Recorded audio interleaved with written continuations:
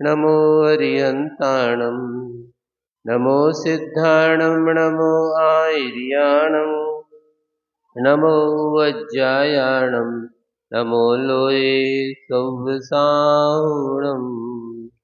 देवादेव श्री ऋषभनाथ जी भगवान की, पटनागंज के श्री बड़े बाबा जी की, परम पूज्याचार्य प्रवर गुरुदेव श्री विद्यासागर जी महाराज की, परम पूज्य अभिनवाचार्य श्री समय सागर जी महाराज की, परम पूज्य निर्यापक समन मुनिवर श्री अभय सागर जी महाराज जी की जय। समस्त निर्यापक संघ की जय।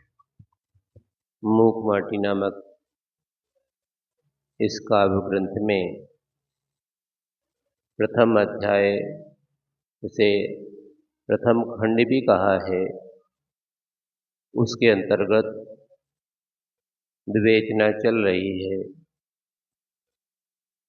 जिस मिट्टी में सुदीर्घ काल से माटी के साथ साथ कंकड़ों का भी मेल जोल बना था, उस कंकड़ों के समूह को कुंभकार के द्वारा चालनी से चाल करके छान करके पृथक किया गया। तब उन कंकड़ों के अंदर क्रोध का भाव आया कि आखिर ऐसा क्या कारण है जिससे मुझे इस माटी से पृथक किया गया। और उन कंकड़ों ने अपनी बात कुंभकार के सामने रखी भी थी, तो कुंभकार ने जो उत्तर दिया वह चल रहा है। एक बात विगत दिवस आपको जानकारी मिली थी, अब उसे ही थोड़ा और विस्तार का रूप दे करके प्रश्न नंबर 47 के अंतिम अनुच्छेद पैराग्राफ से विषय प्रारंभ किया जा रहा है।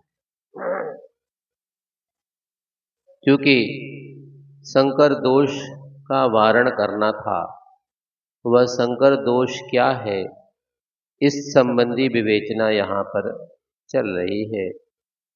यहाँ बताया जा रहा है, इस प्रसंग में वर्ण का आशय न ही रंग से है न ही अंग से है। देश में भी और विदेश में भी ऐसी संस्कृतियां हैं जहाँ पर इन शारीरिक चर्म की अवस्था को देख करके लोक व्यवहार चलता है। जैसे कि आप लोग भी अपने बेटे या बेटियों का विवाह करना चाहते हैं, तो परिपाटी जो भारतीय संस्कृति की है, वह वर अथवा वधू जो भाभी होने वाली हैं, उनको देखने के लिए जाते हैं। क्या देखते हैं? शरीर का रंग तना सांवरो सो है, हमें नहीं करना। तनक जो तो बिल्कुल धूमल से है, मगर विचार करें, अगर श्री नेमिनाथ भगवान का विवाह हुआ कि नहीं हुआ, वे कैसे थे? एकदम गोरे सफेद नहीं थे, तो फिर कैसे थे?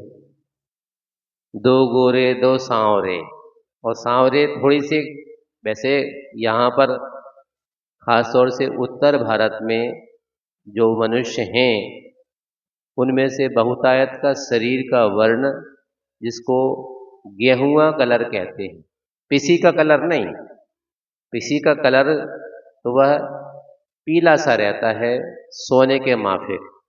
जब वो फसल आती है तो किसान खेत की मेड़ पर खड़ा होकर के उस फसल को देखता है, तो उसका मन बाग बाग गार्डन गार्डन हो जाता है कि नहीं? अब हिंदी में तो बाग बाग कहते हैं, अंग्रेजी में कहें तो गार्डन गार्डन हो गया, है कि नहीं? उसको प्रसन्नता होती है कि हमारी फसल पक गई और बस अब कुछ ही दिनों में ये कट करके हमारे घर तक, खलिहान तक पहुंच जाएगी। तो जैसे उस पीली पीली गेहूं की फसल को देख करके उसकी प्रसन्नता होती है, ऐसे ही गेहुआ कलर वाले शरीर के धारक जो व्यक्ति हैं, अब अपने इच्छित लड़के अथवा लड़की को देखने तो गए हैं, मगर नाक तनक टेढ़ी सी हो गई, काय उनको रंग तनक फीको सो है। हम तो ऐसे कहते हैं, कैसे कहते हैं, बिल्कुल दो सफेद हों। अच्छा, तो जो जिनका शरीर कुछ कुछ ऐसे व्यक्ति होते हैं जिन्हें देवांध भी कहा जाता है। वैसे तो देवांध उल्लुओं को कहा जाता है क्योंकि उनको दिन में दिखता नहीं है, मगर कुछ लोग सूर्य के कारण से प्रभावित होते हैं, शरीर उनका एकदम सफेद होता है। आपके शरीर में ऐसे सफेद व्यक्ति को फिर देंगे नहीं देंगे? तो काय अब सफेद ही तो देखना, तो आपको वो ऐसे एकदम सुर्ख सफेद को भी नहीं देना है, फिर किसको देना है? तना उजरे से हो, है कि नहीं? तो वह यहाँ शरीर की वर्ण के रूप की मुक्तता हो गई। कहीं अंग से है तो कहीं कहीं वह शरीर के रंग से है, तो कहीं कहीं तना जे ऊंचे से हैं, तना जे नीचे से हैं। ऐसा भी नहीं है। यहाँ कहा जा रहा है, यहाँ वर्ण से तात्पर्य, क्योंकि वर्ण शंकर का दोष कल कहा था, शंकर दोष का वारण करना है तो कंकर कोश का वारण किया था। तो वह वर्ण किसका करना था? चाल चरण ढंग से है, जिसका अच्छा आचरण है वही श्रेष्ठ है, यहाँ पर कहा है।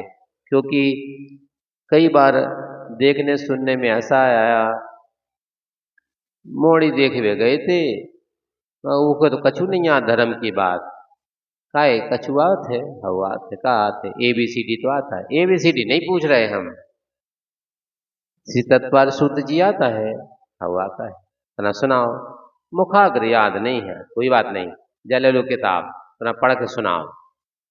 सुनाया, कौन सा अध्याय सुनाओगे? अब पहले अध्याय तो सबका बन जाए, तना 8वां अध्याय सुनाओ।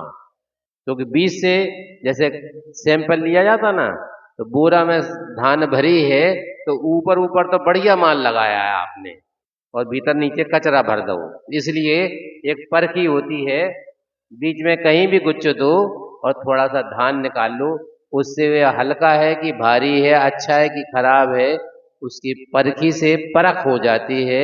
ऐसे ही शुरू की बात तो सबको आत्मा, और 10वां अध्याय में तो क्या है, कुल 9 ही सूत्र हैं, वो बन जाए।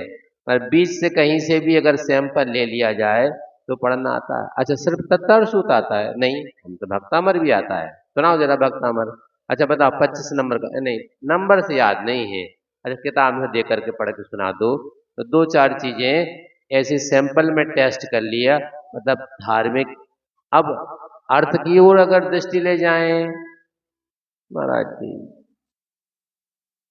काय हमने कॉलेज स्कूल में पढ़ा था, सो गांव के बाहर हमें भेज दिया गया था, फिर उसके बाद कॉलेज में पढ़े तो थोड़े से पढ़े सो हर से गए और ज्यादा पढ़े तो घर से गए, धर्म कर्म सब बांध बूंद करके रखे आए। मगर वास्तव में हमने अपने जीवन में अपने होनहार जो भावी संतान हैं, इसलिए पाठशाला में बच्चों को भेजना इसलिए आवश्यक है, अनिवार्य है। कम से कम माता पिता अगर संस्कार नहीं दे पा रहे हैं बच्चों को, तो उन पाठशालाओं में बच्चों को भेजेंगे तो वहाँ धर्म के 2 बोल सीख करके, समझ करके अपने जीवन में उनको अमल में ला सकते। हमने एक दिन बताया था कि बहुत वर्ष पुरानी बात है, कहीं हमने पढ़ी थी, उत्तर प्रदेश का प्रसंग था और वहाँ के मुख्यमंत्री मुख्य अतिथि के रूप में किसी धार्मिक कार्यक्रम में, किसी विद्यालय, जैन विद्यालय के कार्यक्रम में गए थे, और वो जो संचालक महोदय थे, मुख्यमंत्री महोदय का ध्यान आकृष्ट करा रहे चाहते थे कि जैन धर्म की यह विशेषता है, यह विशेषता है, या विशिष्टता है, ऐसी पृथकपना है, या अच्छाई है, आदि आदि गुणानुवाद करके सुना रहे थे।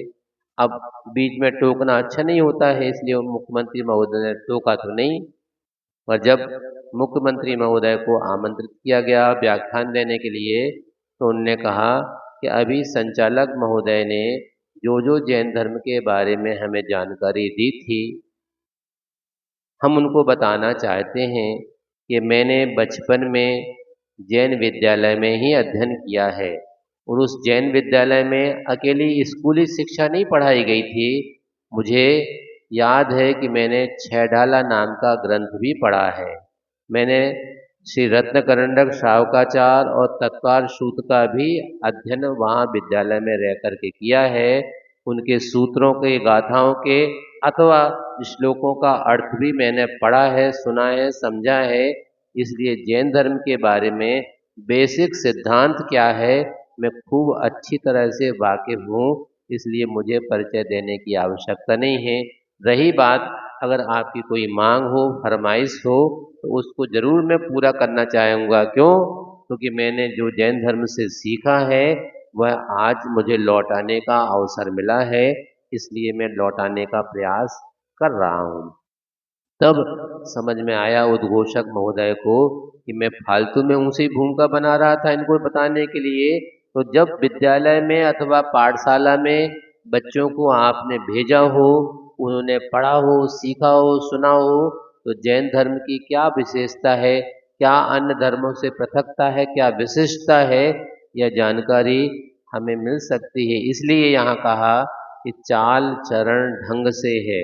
ढंग से जैसे कि बुंदेलखंड में आचार्य भगवान जब पहली बार आए थे, कौन सन की बात रही होगी, बता सकता कोई? कौन सन में पहली बार बुंदेलखंड में आचार्य भगवान ने प्रवेश किया था? 1976 में। वैसे उत्तर तो सही है, वैसे प्रवेश तो 1975 में ही उनका हो गया था और उसमें ही 18 दिसंबर के लगभग, जहाँ तक तारीख एक आध दिन आगे पीछे हो सकती है, तब श्री सोनागिरी जी सिद्ध क्षेत्र में आचार्य भगवान की कृपा से 4 व्यक्ति मोक्ष मार्ग में प्रवृत्त हुए थे। उनमें से आज जो वर्तमान के हम सबके संघ के नायक हैं आचार्य भगवान श्री समय सागर जी महाराज, उनकी भी दीक्षा क्षुल्लक दीक्षा उसी सोनागिरी जी, और आपके यहाँ जो विगत वर्ष जिनका निर्यापक श्रमण जी का वर्षा योग हुआ था, उनकी भी क्षुल्लक दीक्षा सोनागिरी जी में हुई थी। ऐसे, और भले आपके यहाँ चातुर्मास ना हुआ हो, पर एक निर्यापक श्रमण अभी वर्तमान में शायद अजंता एलोरा महाराष्ट्र में हैं, वहाँ चातुर्मास कर रहे हैं मुनि श्री नियम सागर जी। ऐसे 3 निर्यापक श्रमण जो आज वर्तमान में है, अब तो एक आचार्य भगवान हो गए और 2 निर्यापक श्रमण हैं, उनकी क्षुल्लक दीक्षा भी श्री सोनागिरी जी सिद्ध क्षेत्र में 18 दिसंबर 1975 के करीब हुई थी। और उन नामों को देख करके जो इनके गृहस्थ जीवन के माता पिता बहनें थीं, वो आचार्य भगवान के चरणों में आए थे और दीक्षा का निवेदन कर रहे थे। तो आचार्य श्री ने कहा नहीं, आप लोगों को हम बता देते हैं। तो आचार्य श्री धर्म सागर जी महाराज उस समय थे, उनके संग में भेजा और वहाँ जा कर के उनकी दीक्षाएं हुई। तो गृहस्थ जीवन के जो पिताश्री थे, जिनका नाम मल्लप्पा जी अष्टके था, वो मल्लप्पा क्यों हुए? मुनि भगवान श्री मल्लीनाथ जी भगवान से नाम मल्लप्पा हुआ। जिस प्रकार से आदिनाथ भगवान से इनके एक चाचा भी थे, उनका नाम आदप्पा था, तो वो आदिनाथ से आदप्पा, तो मल्लीनाथ से मल्लप्पा हो गए। तो उनकी भी मुनि दीक्षा के बाद नामकरण आचार्य भगवान श्री धर्मसागर जी महाराज ने मल्लप्पा से मल्ली सागर ही कर दिया, मुनि श्री मल्ली सागर। समयमती जो आप लोग गलती से पूजन में कहते हैं, क्या कहते हैं? मल्लप्पा पूज पिताश्री को और समयमती कृत कृत किया। गड़बड़ क्या हुआ होगा? जब यहाँ पर बुंदेलखंड में आचार्य भगवान आए थे 1976 में, पहला चातुर्मास कहाँ हुआ था? नैनागिरी में। नैनागिरी में नहीं भाव, अच्छा कुंडलपुर में। उत्तर सही है आपका। वहाँ से फिर आचार्य भगवान विहार करते बुंदेलखंड में प्रवेश किया ही था। तो उस समय पर यह पूजन जो बंडा के एक श्रावक थे रमेश जैन अरुण, उन्होंने लिखी थी। हो सकता है जब आचार्य श्री से तो नहीं पूछ पाए होंगे सीधे सीधे, तो मुनिश्री अपने क्षुल्लक श्री समय सागर जी या क्षुल्लक श्री योग सागर जी, क्षुल्लक श्री नियम सागर जी संग में थे, तो इनमें से दो में से शायद उनसे पूछ लिया हो। अब बुंदेलखंड में जैसे रिवाज है, आप लोग नाम के आगे क्या लगाते हैं? आरिकाओं के, आरिका जैसे आपके नगर की आरिका भी है ना, कौन सी माता जी हैं? मृदुमती माता जी। तो ये माता जी क्या होता है?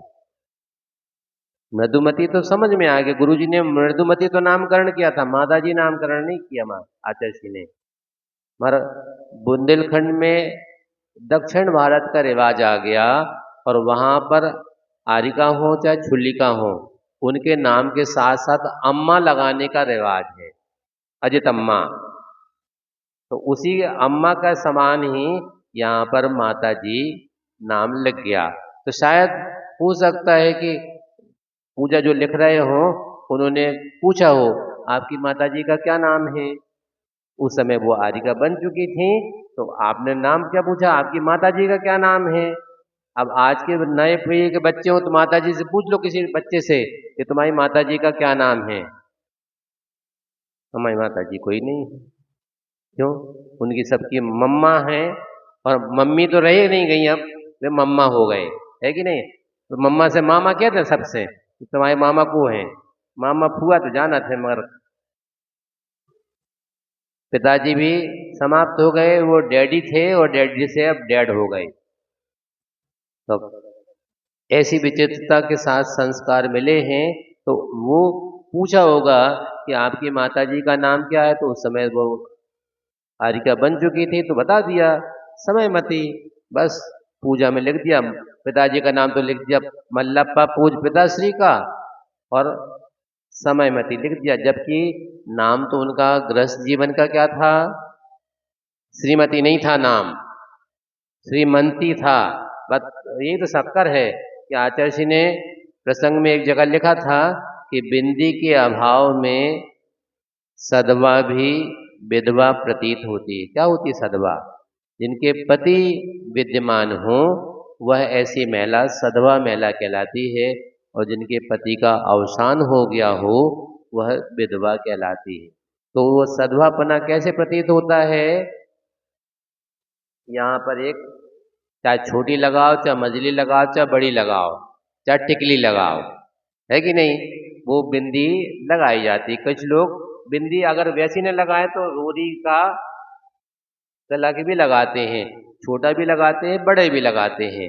अब ऐसे में मान लो कोई नाती पोता पोती गोद में हो और खेल रही हो, हमने एक दिन बताया था, वह मचल रही है और क्योंकि उसकी माँ चौके में काम कर रही है। अब वो माँ के पास जाना चाहती है, तो माँ ने पकड़ा दिया कि दादू तुम संभालो इतना। अब दादू उससे नहीं संभली, दादी ने कही ले आ हमें दे दो। और क्योंकि चौका की तैयारी चली रही थी, बच्चे को भले ही 16 के कपड़े आपने पहनाए हैं, वो तो मचल रही कि मम्मी के पास जाना है, मम्मी काम कर रही भीतर, फिर क्या करें, दादी ने अपने गोदी में ले लिया। अब हाथ पांव चला रहा है, और कब उनका हाथ इतना लग गया, और जन वह इतना लगी थी वह निकल के कब कहाँ गिर गई। और चूंकि सफेद वस्त्र में, जैसे हमने बताया था कि आपके यहाँ पर श्री चंद्र प्रभु सागर जी महाराज थे ना, वो प्राय करके सफेद जो वस्त्र पहने उनसे याद लेते हैं। आप सफेद वस्त्र पहने थे, और मान लो सफेद महिलाओं की साड़ी तो प्रिंट वाली रहती है, मान लो जैसे जो दीदी बैठी हैं, अब का इतना है का साड़ी है का, हाँ मिल जाए देव, हम तो पहन लें। अब ऐसे में अगर मान लो उन्हें सफेद साड़ी दीदी वाली पहन ली तो एकदम सफेद हो गई। और मान लो कल्पना करें कि उसी समय पर कोई आपके पूर्व परिचित जो 20-25 साल पहले आपसे मुलाकात हुई थी, वे आ गए। अब पूछते पूछते तो आपके घरे पहुंचे, और जैसे ही उनने आपके देखो, अरे भगवान, का हो गो, का हो गो, चौका लगो नहीं, चौका तो लगो वो तो ठीक है, कब का हो गो, काय के बारे में, नाती के बारे में नहीं, नाती के नहीं। अब सीधे सीधे कैसे पूछ लें कि वे कभी नहीं रहे को, बे लाला जी, लाला जी कहते तो बैठे बैठे थे। तो फिर जो सफेद साड़ी, अच्छा, सफेद साड़ी के कारण नहीं, हम तो जब सफेद साड़ी तो देखी, और जब बिंदी थी ना, तुम्हारी बिंदी अरे, बिंदी जया गिर गई नीचे। तो वह बिंदी के अभाव में सदवा भी विधवा प्रतीत होती है। तो जैसे यह आचरण की बात है, यह भारतीय संस्कृति है। यहाँ छोटे से छोटे, मगर हमने कॉलेज जब पढ़ते थे, एक जिनके कॉस्मेटिक आइटम की दुकान थी, उनके यहाँ हम बैठते थे। तो एक दिन महिलाएं, कुछ बच्चियां आई, बिंदी है क्या, हाँ है। तो उन्होंने कहा भैया जरा सामान उठाते ना, वो उठाते थे। अब वो अलग अलग फिल्म की जो बिंदियां थी, बिंदियां पूछ रही थी। भाई साहब, अरे नहीं, थोड़ा बाद में, जब वे चली गई लेकर के सामान, मैंने कहा भाई साहब ये बताओ, ये महिलाएं फिल्म का नाम लेकर के आपसे बिंदी पूछ रही थी, तो फिल्म की बिंदी आती है। अरे महाराज, ए भैया जी, ये महिलाएं फिल्म देखने इसलिए नहीं जाती कि कौन सा एक्टर क्या रोल कर रहा है, नया फैशन का कौन सा आइटम आया है वो आइटम देखने के लिए जाती हैं, और उस आइटम का नाम लेकर के यहाँ पर फिर मांगती है। तो हमें तो लेटेस्ट आइटम लाना पड़ता है, और मेल मिला करके वो आइटम बेचना पड़ता है। कंगन कैसा है, चूड़ी कैसी है, बिंदिया कैसी है, आदि आदि सब चीजें फिल्मों से देख करके, क्योंकि वो जो अभिनेता या एक्ट्रेस हैं, इनके रोल मॉडल हैं, वो देख करके ही उनका अनुकरण करते हैं। किंतु भगवान तीर्थंकर भगवान के आत्मा परमात्मा ने क्या उपदेश दिया है, उसका हमें कोई दूर दराज वास्ता नहीं है। किंतु जिन्होंने उनके आचरण जैसा उन्होंने कहा था, उस आचरण को अपने जीवन का अंग बना लिया है, ऐसे अंग से यहाँ चाल चरण ढंग से वास्ता, यानी जिसे अपनाया है, उसे जिसने अपनाया है, उसके अनुरूप अपने गुणधर्म रूप स्वरूप को परिवर्तित करना होगा। जैसे कि मान लो नई बहू आई है, और लाड़ प्यार से अपने माता पिता के यहाँ वो पली थी।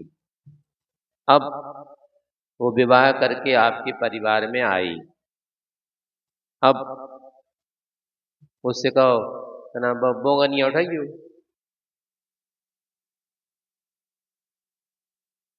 अब कैसे पूछे कि कहाँ है बोगनिया, गंजिया कही होती तो हम समझ जाते कि गंजिया कही।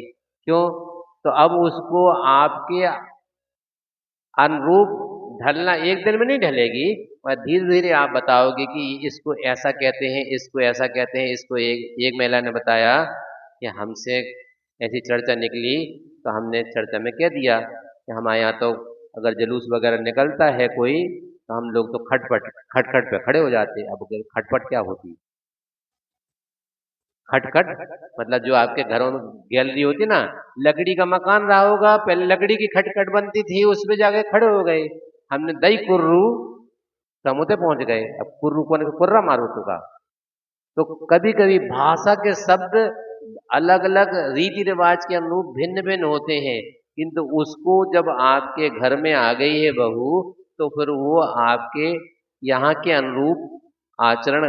अब ये तो देश की बात है, मान लो किसी अन्य प्रदेश की बहू हो, तो वो, हम लोग मुक्तागिरी जी जब पहली बार गए थे, तो हम लोगों से जो वरिष्ठ महाराज लोग थे, उन्होंने कहा कि देखो यहाँ सोच समझ के अंतराय करना, मतलब सोच समझ के भी अंतराय होता नहीं, मतलब यहाँ के शब्दावली कुछ भिन्न रहती है, आपको समझ में ना आए तो जल्दी अंतराय नहीं कर देना। मतलब क्या हुआ, देखो जैसे यहाँ पर महिलाएं हैं, तो चौका में आपस में काय तुम्हाला बरण टाकले का, काय कहते हमने, तुम्हाला मीठ टाकले का, मतलब वो एक दूसरे से पूछ ले तुमने इसमें मीठ मतलब नमक डाला कि नहीं डाला, नहीं तो ये उनने भी डाल दो और उनने भी डाल दो और उनने भी डाल दो, 3 बार डर जाए नमक, 3 बार बूरो डर जाए तो फिर भी 1 बार खाया जा सकता है, मगर 3 बार नमक डर जाए तो खाया जा सकता है क्या?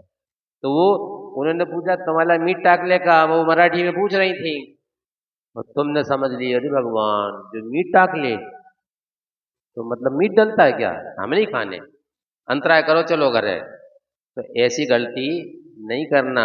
हमने एक बार मुक्तागिरी के बिहार में एक बैतूल है छिंदवाड़ा से आगे मुक्तागिरी के रास्ते में, वहाँ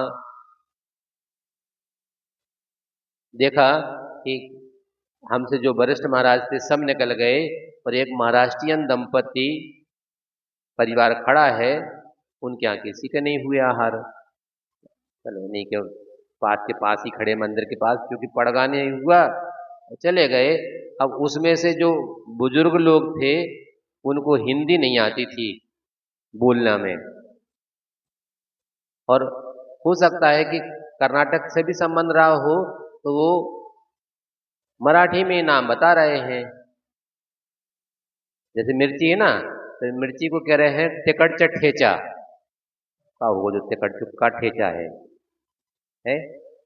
अगर कन्नड़ में कहें तो आपकी बम्बू काई है तो वो मूंगफली, मैं वो कह रहे बम्बू काई, अरे काई काई काई खाई जाती काई, मगर वहाँ हर वनस्पति के नाम के साथ में काई शब्द को प्रयोग किया जाता है। तो दौड़ची भाजी, दौड़चा जी भाजी, अब दौड़चा का कोई दौड़ दौड़ कर रहा हो तो दौड़चा की भाजी हो गई।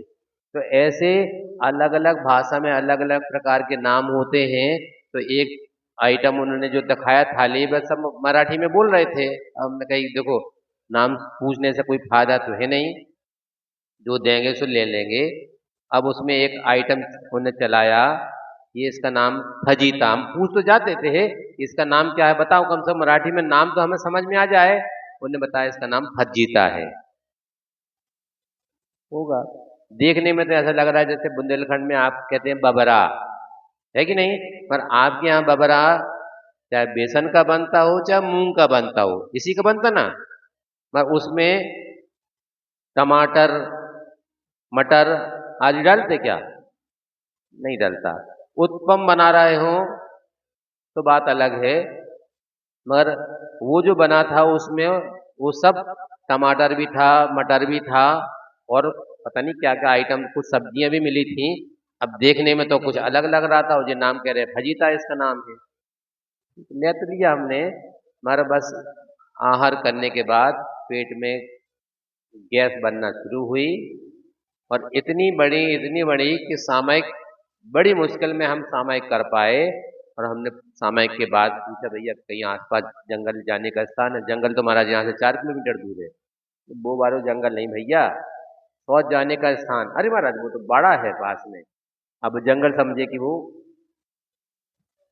तो कभी कभी शब्द की ऐसी भिन्नता होती है, इसलिए यहाँ पर जिसको आपने अपनाया है वह आपके अनुरूप ढलेगा। तो यही यहाँ पर वर्ण से तात्पर्य समय आपका हो रहा है। एक लाइन और पढ़ लेते हैं। तो वो फजीता खा करके फजीती, इसलिए नाम का भी प्रभाव पड़ता है, वरना वर्ण संकर दोष को वरना होगा। आप ऐसे किसी को ले आए जो मान लो आज के जमाने में बच्चे हैं, वो बच्चे आपने बाहर पढ़ने भेज दिया और वो पढ़ते पढ़ते अथवा जॉब करते करते वहीं पर किसी से संबंध हो गया, तो अब वो आपको उसके अनुरूप चलना पड़ेगा या वो आपके अनुरूप चलेगा, यही वर्ण संकर दोष, उसको फिर वर्ण करना होगा और यह अनिवार्य भी होगा। इस कथन से वर्ण लाभ का निषेध हुआ हो ऐसी बात नहीं है, क्योंकि जिसको ग्रहण किया है वह आपके अनुरूप अगर ढल गया है तो फिर आपका वर्ण का लाभ ही हुआ है। समय हो गया। 13 में बोले आचार्य गुरुवंशी विद्यासागर जी महाराज।